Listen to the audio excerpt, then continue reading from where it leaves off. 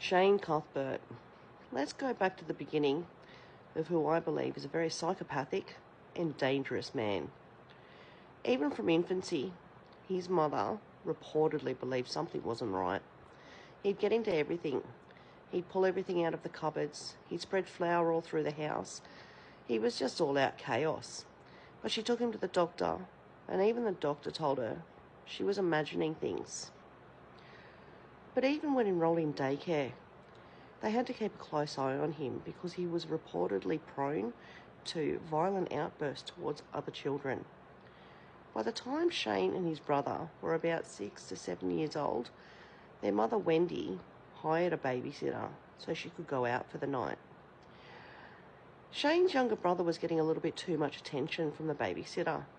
Shane didn't like this, so Shane reportedly went and dialed 000 to get the police to come, because that would get the babysitter's attention, and the attention would be back on Shane instead of his younger brother.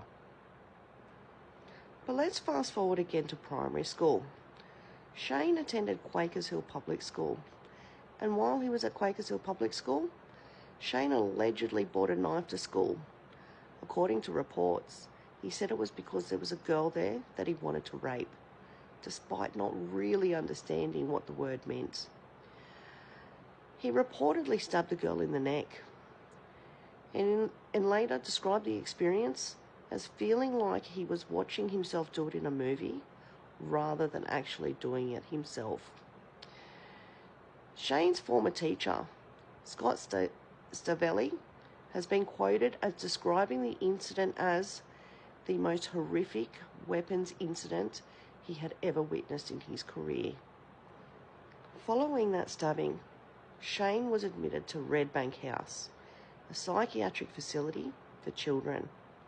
That was where he met Jay Morgan, an autistic boy who later went on to describe Shane as displaying textbook psychopathic traits and a bully. Even teachers reportedly struggled to manage Shane. The only strategy that seemed to keep him from causing chaos was to treat him special, granting him special privileges in a desperate attempt to placate his destructive behaviour. But what feeds a narcissistic psychopath more than being treated as special? Fame. Around this time, Shane got national coverage and appeared on A Current Affair, where he was dubbed Australia's most out-of-control child. Shane made it clear from an early age he was going to be the centre of attention, no matter what. If you gave him power or fed his ego, he'd play nice. But if you didn't, he'd make your life difficult. It was always about control. Either you played his game or you paid the price. When asked what he wanted to be when he grew up, Shane reportedly answered, Martin Bryant. Most people assumed he was just trying to shock them, but the truth is, he didn't see anything wrong with admiring a mass murderer. He said it like it was normal. For those who don't know, Martin Bryant is the man responsible for the Port Arthur massacre, the worst mass shooting in Australian history. In 1996, he killed 35 people and injured 23 others in Tasmania.